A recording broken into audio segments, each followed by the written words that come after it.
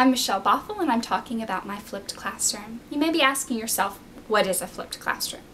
Basically, the idea of a flipped classroom is restructuring your instructional time with your students. We all know what a traditional classroom looks like.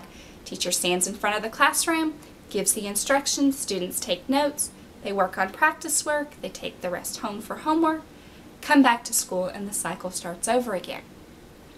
A flipped classroom takes the idea of what goes on at school and what goes on at home and flips them. The flipped classroom movement started a few years ago with a couple of high school chemistry teachers in Colorado, and it basically started with a question. That question is, what is the best use of my face-to-face time with my students? I'm asking myself the same question.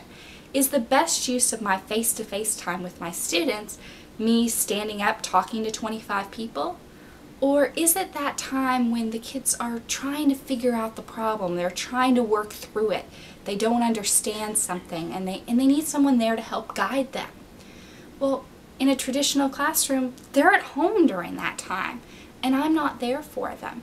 So I decided to flip my classroom.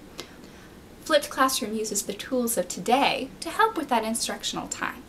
I'm going to be making videos of my instruction, the time when I normally would stand up in front of the class, and post them on the internet.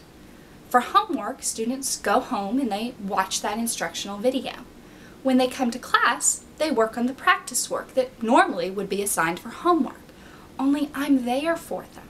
So if they don't understand a concept, if they're struggling with something, if they have questions, I'm right there to help them through that and guide them. It gives me a whole lot more time to do small group instruction, to do one-on-one instruction, and all teachers know that that's the most important part of our instructional day, is that small group, that one-on-one time where we're really there for the individual student. The flipped classroom also has the added benefit that because this is a video, students are able to pause me and rewind me if they don't understand something that they couldn't do in class if I was standing up and giving a lesson.